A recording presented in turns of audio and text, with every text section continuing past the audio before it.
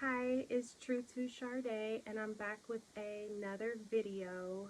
This video is going to be my top 5 ways of tapering off of methadone.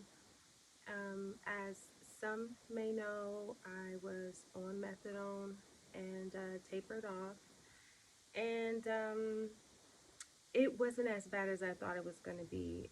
I was very intimidated by the process, and luckily I was able to get through it and not have a lick of withdrawal. So I did come up with my top 5 ways that kind of made my taper easy, and I'm just going to be honest, with it. If it doesn't apply, then maybe you should try it. But maybe some of these tips will actually help you be able to taper off. So if that's what you desire to do. So my first on the list, number one on the list for me is, and I always say this, take it slow. And I say that because I think a lot of us, we have like this, some of us just get sick and tired of going, and checking in with somebody, just everything that comes along with it, and going there every single day, holidays, hot days, blizzards, whatever it is. So I know sometimes a lot of us are in a rush to get off and, move on with our lives. And but I would really just say take it slow. There's no rush. At some point, it will all be behind you, but you just want to take it slow. And while you're taking it slow, I advise that you work the program. You go to the community center holds so many in Summit County where I stay. They hold so many different like groups and classes and stuff, and I have taken full advantage. I'm in all of those things now. Like today, I went to my trauma group. Yesterday, therapy. I do serenity skills and women's recovery, celebrate recovery. I used to do that, but so many things. So work the program, get to know your peers and people who's, living the same life as you right now and have the same desire to get better and work their recovery successfully. So just take it slow, and while you're taking it slow, work the program. Make sure you're, I would say, weekly counseling sessions. That works for me, but make sure you're constantly, talking to your therapist and your counselor, and whatever. So when I say by take it slow, I know there's people who just like jumps off. I've talked to people who's like, oh, I got down to 20 milligrams and just jumped off, or I don't even think it's okay to jump off at 10 milligrams. To be honest, my highest I was on was 90 milligrams. I had missed a few days, so they took me down to 40 milligrams. They had like half dosed me. It was like 40 milligrams. Well, when I took that 40 milligrams, I was like, well, damn, I feel fine. I feel great. I might as well just stay here. I don't need that 90. It was making me very nodding off at work, kind of sleepy and stuff like that. So when I got down to 40, I'm like, okay, this is cool. Well, at 40, that's when I made the decision. When even before I found out I was pregnant and stuff, but I had made the decision that I wanted to taper off, and I came up with a milligram a week. So I did 1 milligram a week, and yeah, I ended up doing 1 milligram a week, and then when I got down to 3 milligrams, I sat there I stayed at 3 milligrams for months, literally months, maybe 5 months actually. And then after that, I went 1 milligram a month. So when I was at 40 milligrams, I did 1 milligram a week. And then I stopped at 3 milligrams for a few months. And then I did 1 milligram a month. When I got down to 1 milligram, I was nervous as hell. I was so scared and so emotional, but all in all, I didn't feel a thing. So, um, Like sometimes my head seemed a little cloudy, but nothing for real. Number two, have a small amount. Oh, number two, have a small amount set aside just in case. Now, if you're able to, some people aren't able to, but I know when you're going through like a community center or something, let's say when you get your take homes for Christmas, New Year's, Memorial Day, Labor Day, 4th of July, stuff like that.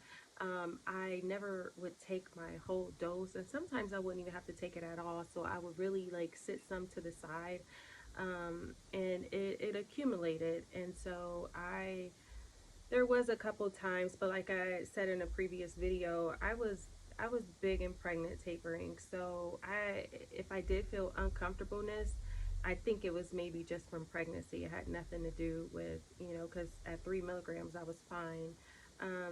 So there was times like when I had hit 17, 18 milligrams, I would have to kind of go in the cabinet and just take a tiny little sip. I don't know, it could have just been all in my mind, but I always kept like an emergency stash. And when I tapered all the way off, I never had to use it. I never had to go in there and use it when I tapered all the way off. It was there if needed. I saved it and ended up getting rid of it because I never needed it. Number three, I made sure I was comfortable. It's all about being comfortable because we know with withdrawals, all of us are different. So you may get down to a certain point and you're just like, ugh. I would really, I would say to have like clothes set aside, like sweatpants and a t-shirt, different comfy clothes set aside. So if you're like sweating, a lot, super hot, whatever, you have your clothes already set, get in the shower, put something comfy on, and just make sure your body is as comfortable as possible. You just want to be comfortable in uncomfortable situations. So I'm a very jogging pants and t-shirt type of person. I just made sure, I was always comfortable. Number four, having a support system, having people that understands, what you're going through, because it's huge. It is really huge.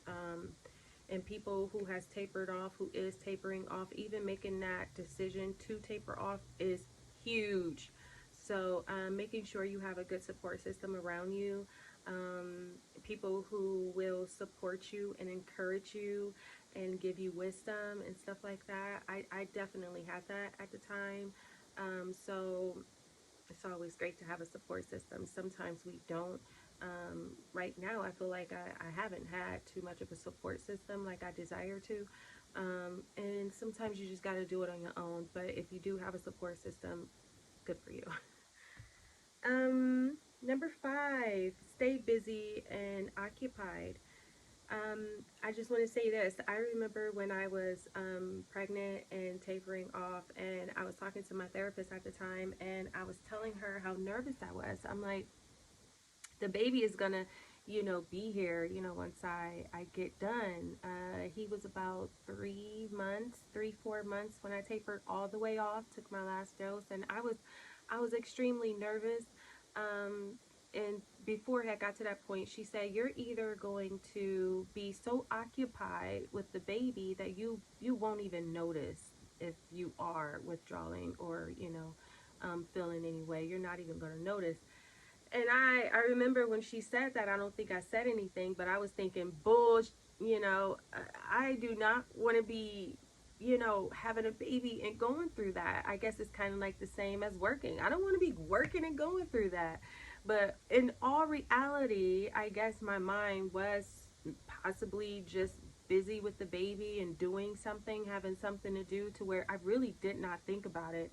Um, just stay occupied and busy. If you are working, that's great. If you do have kids, spend lots of time with them. But I think me actually having something to do and something else took my focus away from waking up the day after I took my last dose, and I was just like, I didn't have that. It didn't bother me. I was kind of like, sweet, I don't have to go to the community center today.